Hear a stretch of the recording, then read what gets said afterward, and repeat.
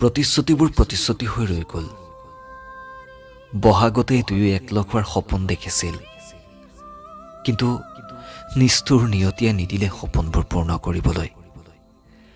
হাজাৰ আশা সপোন বুকুত বান্ধি তাই গুচি গ'ল চীনা দেশলৈ। নিথৰুৱা কৰি গ'ল প্ৰেমিকৰ বুকু। কিমান যে ভাল পাইছিল সি তাইক, কেনেকৈ পাৰ কৰিব তাইৰ অনুপস্থিতিত জুয়ে পুৰা দিনবোৰ। আজি মৃত শৰীৰটোৰ উকা কপালত সি সেন্দুৰ পিন্ধাইছে। নিথৰ হৈ শুই আছে তাই, চকু লুটুকিছে সি। হাজাৰজনে উচুপি উঠিছে আজি সিহঁতৰ প্ৰেম দেখি।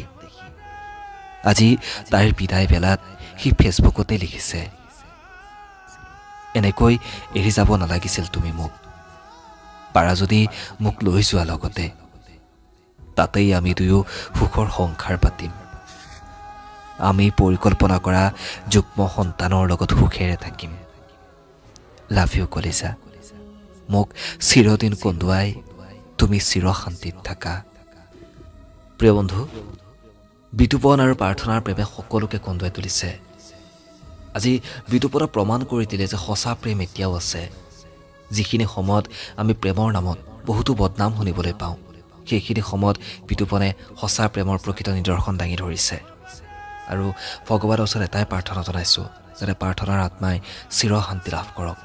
সঁচাকৈ ঘটনাটোৱে আমাক সকলোকে বৰ দুখ দিছে। অনাগত সময়ত যাতে কাৰো জীৱনত এনেকুৱা ঘটনা দুনাই নহওক, তাৰে ভগৱানৰ ওচৰত প্ৰাৰ্থনা জনাইছোঁ। আশা কৰিছোঁ বিতুপনৰ অনাগত সময়ত প্ৰাৰ্থনাৰ অনুপস্থিতিত আহি থকা জীৱনটোত, আহি থকা সময়খিনিত তেওঁ যাতে সুন্দৰকৈ চলি যাব পৰাকৈ ভগৱানে তেওঁক শক্তি দিয়ক, তাৰে কামনা কৰিছোঁ। তেতিয়াহ'লে প্ৰিয় বন্ধু, আজিৰ এই ভিডিঅ'টোৰ পৰা মই ইমানতে বিদায় দিছোঁ। নমস্কাৰ।